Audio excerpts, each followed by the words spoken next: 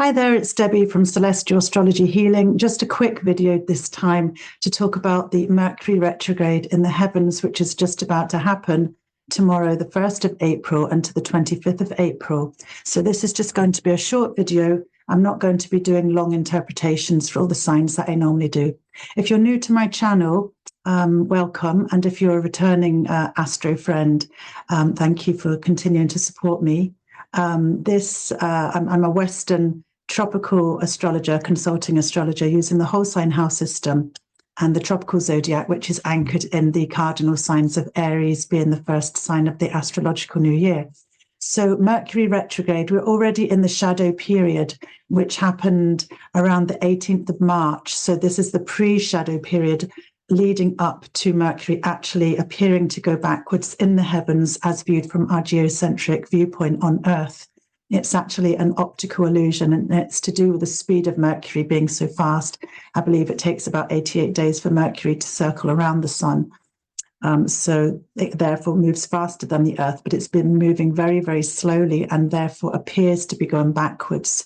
So let's think about what Mercury represents. I just thought it would be worthwhile just having this awareness so that we can think about our communications and interactions and reviewing our thought processes and reassessing our plans, etc., while this Mercury is going backwards in the heavens, and also with an awareness of frustrations and delays and things like that that may happen during Mercury retrograde periods, and also what's actually quite good things that we can use this period of time for.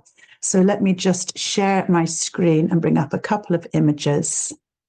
So this is a lovely image of Mercury, this beautiful planet. Mercury is Hermes, messenger of the gods.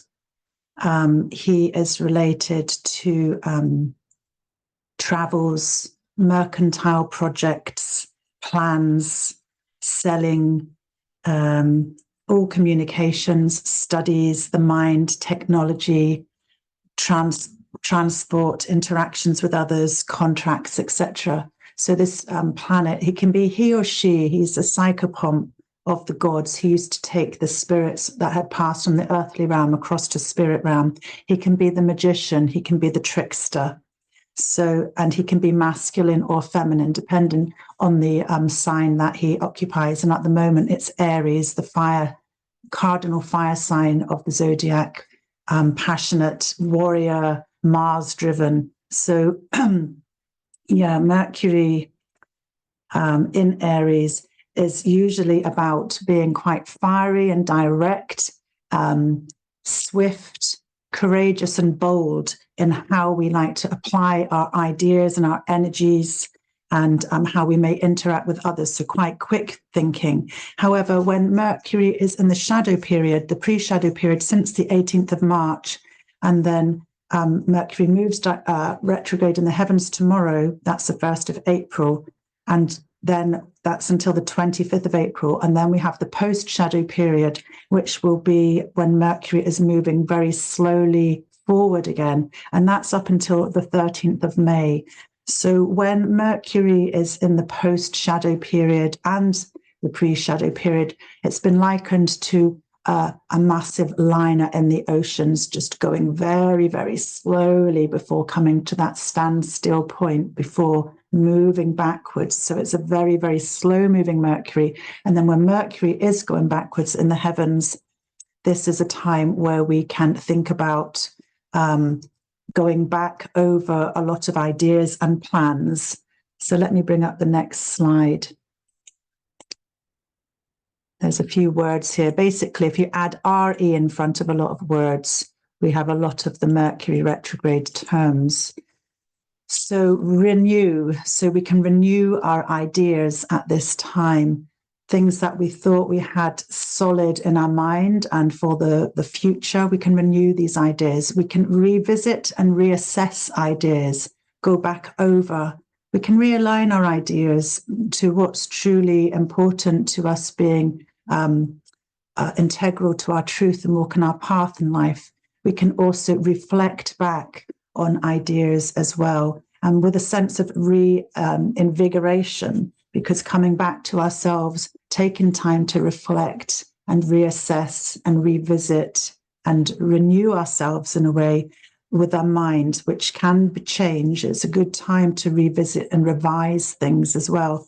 For example, I'm going to use this Mercury retrograde period to revise horary astrology, which I studied a while ago, and I have the exam to sit.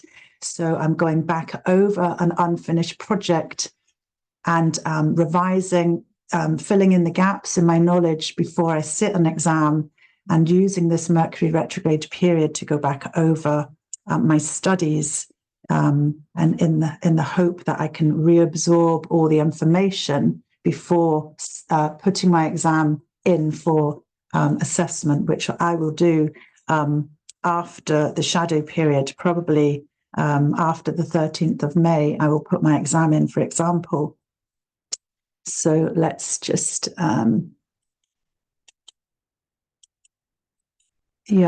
so because I'm not going to be doing interpretations for all the signs of the zodiac this time, I've just got the houses up here, which you can see 1, 2, 3 going round anti-clockwise to 12 houses.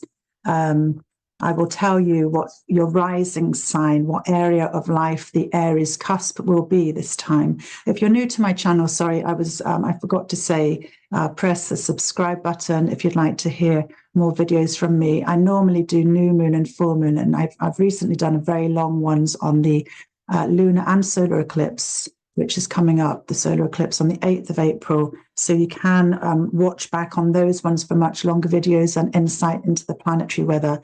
I hadn't planned to do this video, but I think it's always good to be aware of what's happening in the heavens so that we can work with these ebbs and flows in our life.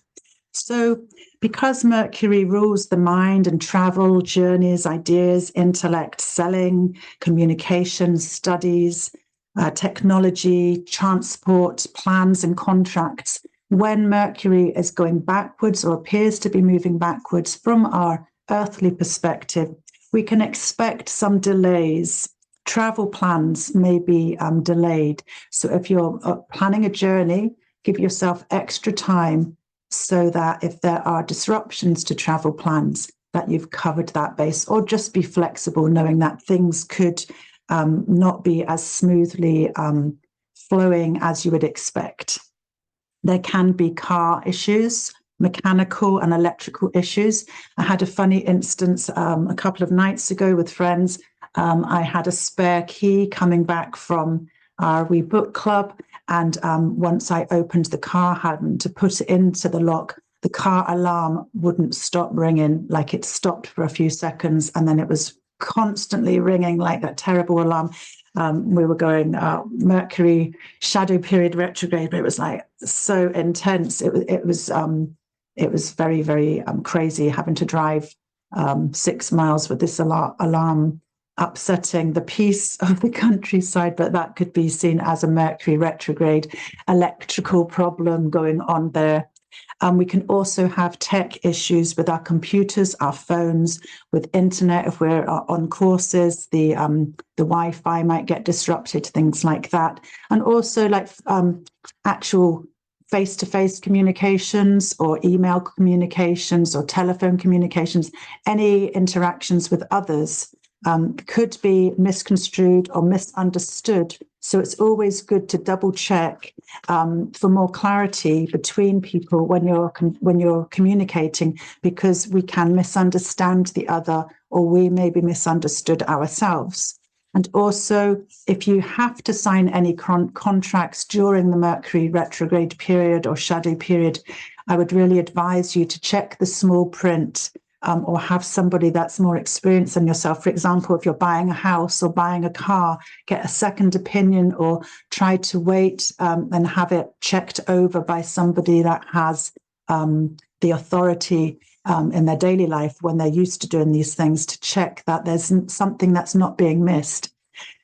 So also, those are the sort of negative things. So Mercury retrograde, it happens 3 or 4 times a year. We've already had one at the beginning of January. We will have another one 4th of August to the 27th of August, when Mercury will be in the Earth sign of Virgo going retrograde. And then we will have the 25th of November to the 15th of December, a Sagittarian Mercury retrograde. So this Mercury retrograde is in Aries, and it will coincide with a total solar eclipse in Aries as well on the 8th of April. And what's interesting about this particular retrogradation is that there will be a total eclipse, also involved with Chiron, the wounded healer, the asteroid of the Centurion belt, Cazimi, that means in the heart of the sun, at exactly the same degree as the sun. So there's this real potential for healing some personal wounds, depending on where the Aries house is in your chart. And there will be 4 opportunities where the Mercury will be conjoined with Chiron over the next few weeks. Going back to the 20th of March in the pre-shadow period, Mercury was moving direct and was conjoined with Chiron at 18 degrees Aries. During the April eclipse, Chiron is Cazimi with the sun and Mercury. So at that point on the solar eclipse, there is real potential for healing some wounds because Chiron is on the throne with the sun. The sun is seen as the god, the giver of all life. So when Chiron is on the throne at the same degree and minute as the sun, also with Mercury, there's this potential for totally reassessing and rethinking something around wounds that we're carrying to do with our communications with others in certain areas of our life. And I will go through where your signs of the zodiac will relate to different areas of the life as shown by these houses up on the screen. And on the 16th of April, Mercury will be moving retrograde. Again, will conjoin with Chiron at 19 degrees. And then Mercury will move direct around 24th, 25th of April at 16 degrees. And then again, the last opportunity of this Mercury-Chiron conjunction is the 7th of May, when Mercury is moving forward in the heavens, conjoining with Chiron in Aries at 21 degrees. So this does provide us with occasions to reflect and reassess problematic areas and issues within our lives, with the potential for healing. And it depends on how you choose to face these issues, whether you can use this potential energy of healing, which is being revisited and offered up again and again for release and review and renewal. So for Aries, let me bring up my annotate tool. For Aries, this is the first house where the Mercury retrograde, this is the house of Aries here. The first house is really about the self. It's the helm of the ship. It's the joy of Mercury in ancient astrology. So it's all about how you communicate your sense of self and identity and show up in the world. It's related to your appearance, your body, your vitality, your whole identity. So this Mercury retrograde is happening in this house, so you may be reviewing some of these points about yourself and how you show up in the world. And then remember, there's a total solar eclipse here. For Taurus, this is happening in your 12th house, going backwards here. So the Mercury retrograde in the hidden house of Saturn's joy here, you can see that's the joy of Mercury. That's the joy of Saturn. The 12th house is the most hidden house. We go anti-clockwise around the whole wheel. Let me get I've lost my arrow here. Yeah, so we start here and we go anti-clockwise around for the signs of the zodiac. But here, this is where the Taurus ascendant or sun, if you don't know your rising sign or your time of birth, the Mercury retrograde is giving you depth of reflection in your inner private world here. And just be careful with self-undoing or bad addictive habits, because there is a potential here for reassessing and reviewing all the way that you deal with communications, with Chiron conjunct with Mercury and the sun here on the 8th of April. But it's a time of going inward and privately dealing with lots of inner parts of your nature and how you can communicate in life. For Gemini ascendants here, it's happening in your 11th house. This is the joy of Jupiter, the largest planet of the solar system. So there's potential for reassessing and reviewing your hopes and wishes. Jupiter is usually a benefic planet, the largest planet, generous and bringing good fortune. So it's the house of good spirit. It can be about your long-term goals. It's related to your friends network, people that support you. So going back over, maybe looking back at old friendships, old groups, your networking, and reviewing and healing some wounds here for you, Geminis. For Cancer, this is in your 10th house, which is an angle of the chart about your reputation and your public visibility. It can be to do with your career, how you show up in the world, your vocations and occupations. So there's some healing here that you can do around your own skills, because Chiron in Aries is very much about wounds that we carry within ourselves to do with our own independence. So listen back to my previous eclipse videos. They're in two parts if you want a deeper look into the eclipses and how that would affect you. Part 1 is interpretations for Aries to Cancer, and part 2 is for Leo through to Pisces. I accidentally cut it short because my laptop died. So anyway, going back now onto the 9th house, that would be Leo ascendant, sun and moon. This is the house of God, the house of the sun. There's something about decisions made by others, or it can be about your understanding in life that you're reviewing, your belief systems, your trust in the universe, or it can be to do with higher education and studies and overseas projects, because this is the house of the higher mind. So that's where the solar eclipse will be happening, and this Mercury retrograde between the 1st of April and the 25th of April is happening for you, Leos. Virgo, this is the 8th house. This is the house of other people's views and the esteem of you. In ancient astrology, it was the esteem of others. It can be related to shared resources, money from your partner, or money that comes in from other sources other than your own income from your daily work. It can be grants. It can be to do with mortgages. There's a sense of reviewing things here, going back over things. This house can be about the occult and anxieties and fears.